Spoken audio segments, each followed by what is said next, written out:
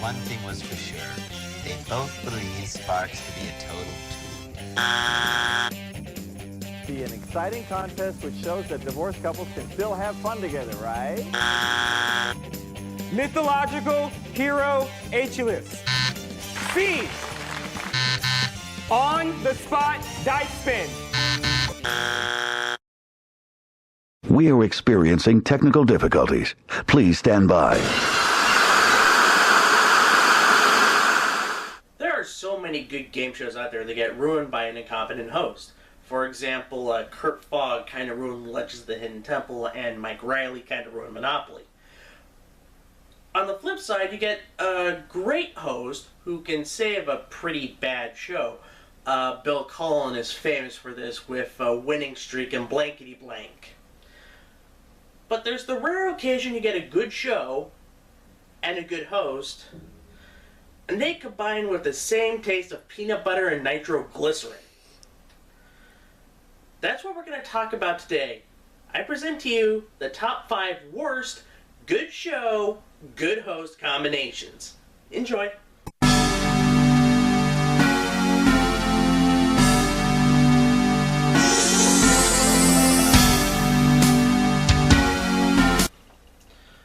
I tip my hand a little bit when I mentioned Bill Cullen. Because if you've seen my Games of 90 video on the Joker's Wild, I think you know where I'm going with this one. From Hollywood, here's the game where knowledge is king and Lady Luck is queen. It's the Joker's Wild. And now, here's the host of the show, Bill Cullen.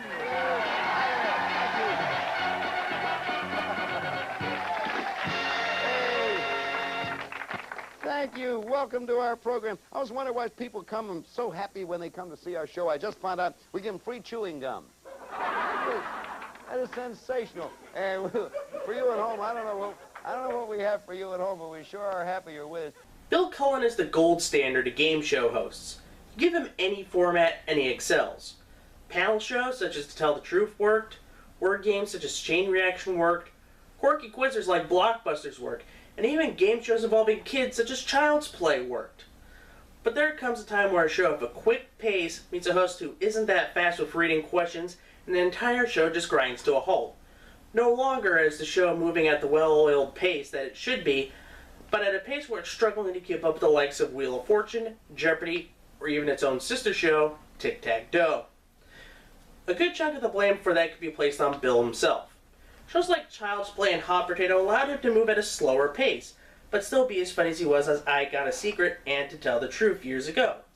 But aside from the contestant interviews or the rare hilariously wrong answer, it was a staid affair, and that fit more Jack Sparry style or sub-host Jim Peck style. More often than not, a complete game with bonus round would take a full episode, and I've seen that happen on a few occasions due to Bill's sedate style on the show. This could also be in part due to the falling out that a lot of the staff had when Jack died in 1984. Former showrunner Richard S. Klein left the company altogether and formed Klein and Friends. Tic-Tac-Dough host Wink Martindale left his post in 1985 to start his own production company and host Headline Chasers. Plus, the show never really evolved over time and felt cheap in the mid-80s.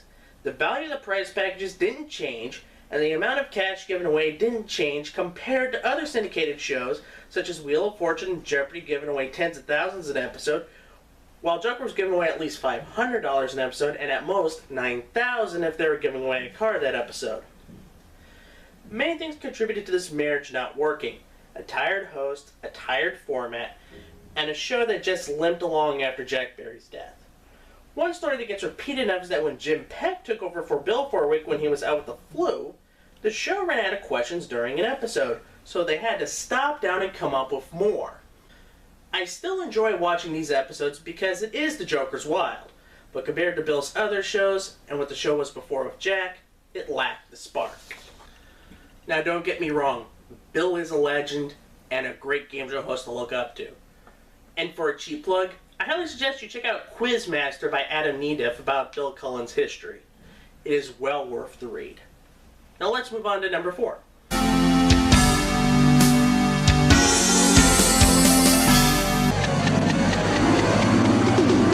Wheel of Fortune. Fortune, your host, Nicky Campbell.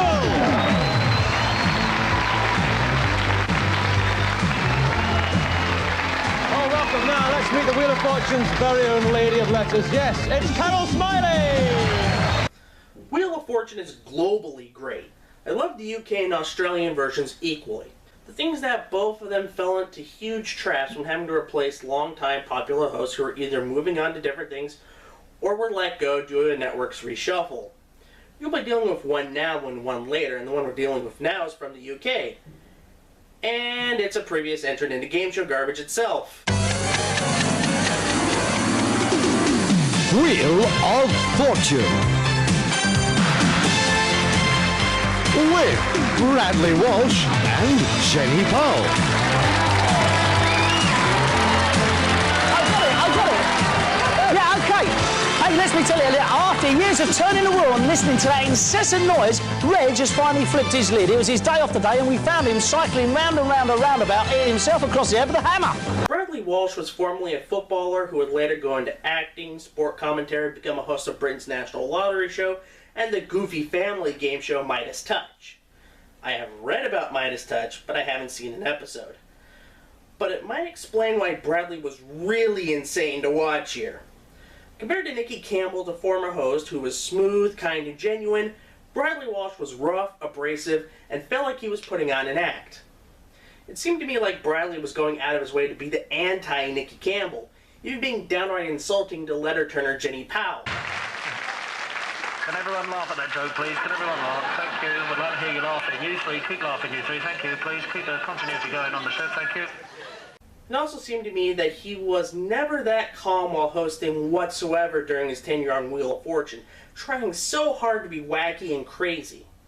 There's one clip floating around YouTube that has a really amazing puzzle solve, and in order to fill time where Nick would be in his amazement and stretch the interview, Bradley will run around the stage acting like a fool, and if he just scored the winning goal in the Champions League.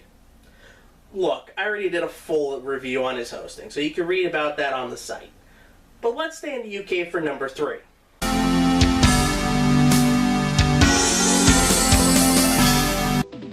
From Paramount Studios in Hollywood, it's television's most exciting new game, Wipeout! And now, here's your host, the star of Wipeout, Peter Kamarkin. Thank you. I thank you, Jim Haggard. Hi, everybody. Welcome once again to Wipeout.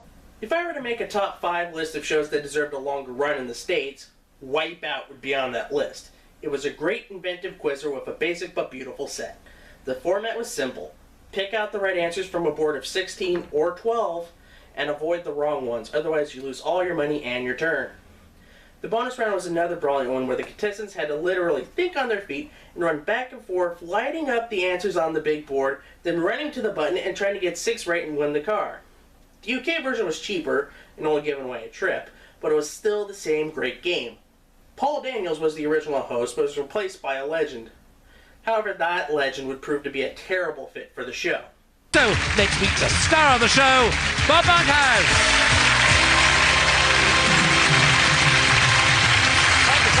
Thank you very much indeed. Thank you. Very good to see you. And thanks and welcome once more to our Wipeout Way with Words. Bob Monkhouse is one of the nicest hosts out there. He was kind, genuine, and was rooting for the contestants to win. But like Bill Cullen on The Joker's Wild, age had begun to take its toll on Bob Monkhouse, especially when he had taken over from Paul Daniels as host. Also like Bill, Bob Monkhouse has been on TV all of his life and was sharp as a tack. But as we've seen in the revival of Celebrity Squares in the mid-90s, Bob was starting to lose his touch, especially when it came to hosting Wipeout. His humor faded away like time itself, and in its place was a man who looked like he was simply going through the motions. The game itself never felt slower under Monkhouse than it was with Paul Daniels, but it did lose a lot of its spark than it had with Paul Daniels. This could be attributed to the move to daytime instead of primetime, where the grand prize reduced from a trip anywhere around the world to a trip in Europe, and also the old beautiful set being replaced by a lifeless blue set with generic check marks and X's that replaced the stars and Wipeout logos the Daniels version had. Compounding that was Monkhouse himself. Going through the motions was one thing, But another thing that Monkhouse did was take away drama from the proceedings by saying that an answer was right well before it was revealed by the big screen. He did this so many times during his tenure that it was almost unbearable. Thankfully, he didn't do this during the bonus game, otherwise the BBC would be so bankrupt from all the trips they'd be giving away, they'd have to cancel all their programming. Personally, Monkhouse after Bob's Full House was on a downward trend, and would have done well if he had retired in the mid-90s after Celebrity Squares went off the air for a second time. But Bob would go on like the stalwart professional that he is, until the show's cancellation, later succumbing to prostate cancer in 2003 at 75 years age. Bob Monkhouse was a legend, but even legends have to know when to pack it in. I mean, nobody could be as legendary as phoning it in as Bob Barker was during the last 3 years of The Price is Right. Now we move on to number 2.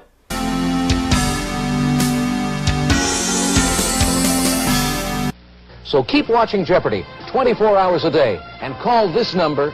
You dumb son of a bitch, you don't watch it 24 hours a day. Alex Trebek is a man who can host many a show and be a professional at it. Whether it be an audience participation show such as Wizards of Odds, a celebrity-driven show such as Battlestars, or quirky quizzers like High Rollers and Jeopardy, he was the man. This was true when 1991 hit. He proved to be fun to watch on a lighthearted show on Classic Concentration and a hard quizzer on Jeopardy. But then Goodson needed help with To Tell the Truth. Lynn Swan failed to connect with viewers and wanted to go back to ABC to do sports programming. That led Goodson to select Alex to host the venerable show for the last 4 months of the show's run. And I kind of wish the show would have died instead. Here's the host of To Tell the Truth, Alex Trebek. Thank you, Virgin. Thank you all, ladies and gentlemen. Whoever the real Drew Brown is, I want to fly with him. And I bet you will, too. Alex, during this time, was hosting 3 shows. Many hosts have done 2 prior at the same time, but hardly anyone has done 3. In regards to Alex doing To Tell the Truth, this was a combination of Alex just being so tired from doing both Jeopardy and Classic Concentration, which didn't leave him any free time whatsoever. So his quality of hosting suffered on the 3rd program and felt like he was really phoning it in. Not only that, he didn't have the best track record in dealing with panel shows. I mentioned earlier that he did well on Battlestars, but there are times where he just didn't fill that void where Peter Marshall or Gene Rayburn or even a Jim McCrell would have succeeded. His chemistry with the panel didn't gel right, leading me to believe that nobody would have succeeded in that position that wasn't named Gordon Elliott. That also leads me to believe that this incarnation was immediately cursed when they aired the Richard Klein hosted pilot on the East Coast and the actual first episode of Gordon Elliott on the West Coast. Add on to that more host issues and contractual obligations, the show just limped on until its demise in May of 1991. I will do To Tell the Truth for the Games of 90 later on because this whole debacle needs to be done more extensively than the 2 minutes I'm giving it here. Trebek also missed a couple of tapings because his wife just gave birth, leading to this memorable moment. Here's the surprise host of To Tell the Truth, producer Mark Goodson.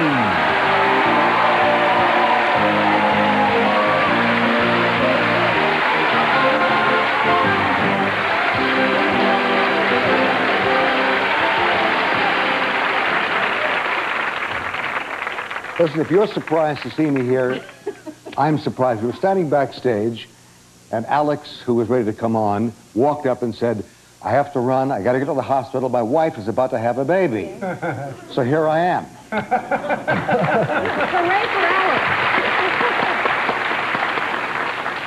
Alex. I've been backstage of this show, To Tell the Truth, since its first beginning in 1956. And I've never been in this position before, and it's kind of scary. Honestly, out of everyone hosting this version, Mark himself was a close second to Gordon Elliott.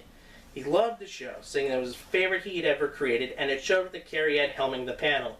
I would have loved to see Mark just take over himself for the rest of the show's run. It would have been a great ending to a wonderful career before Mark himself would pass on in 1992. And as for Alex himself, he was just there.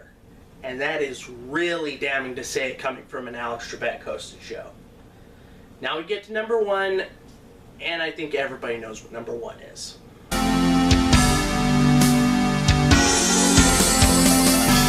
You knew this one was coming. It was the perfect storm of bad network management, bad producer management, and everything under the sun. And if you know your history about Wheel of Fortune from Australia, you know where I'm going with this one. Your number one, Tony Barber on Aussie Wheel of Fortune.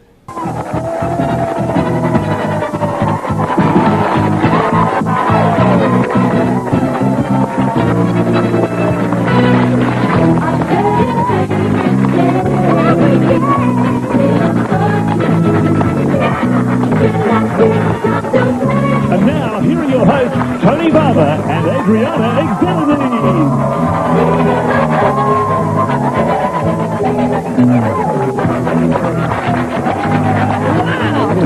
Good to see you. Welcome to Straight Out. Good to you too, babe. My darling.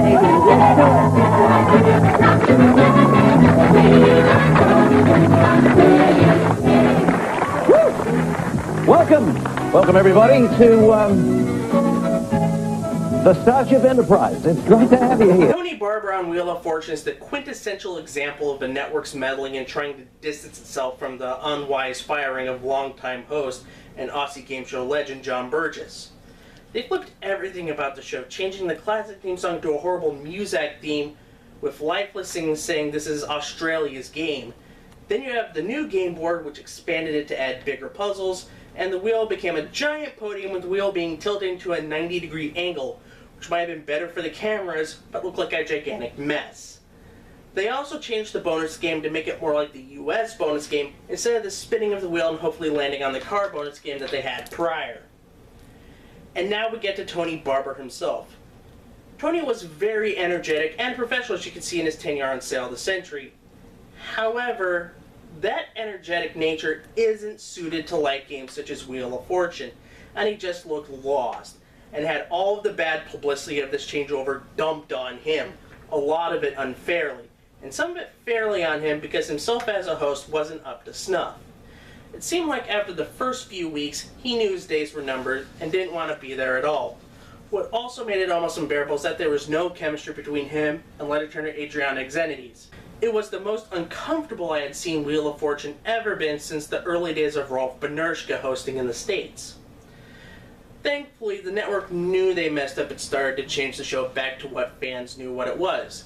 The changes started 5 weeks into Barber's tenure with a revamped version of the classic theme and a return to the old bonus game format. The changes will continue when in November of 1996, Barber announced he was leaving the show. He did so on the first 1997 episode to introduce new host Rob Elliott and new letter turner Carrie Friend. The show would sail smoothly for the next 7 years until the network decided to mess around with the show once more by firing Rob Elliott and replacing him with the lifeless Steve Oemke. But that's another story for another day. And that's it. You'll never get another messy firing story than that of John Burgess on Wheel of Fortune, and another messy changeover than Tony Barber on Wheel of Fortune. Until next time, bye-bye!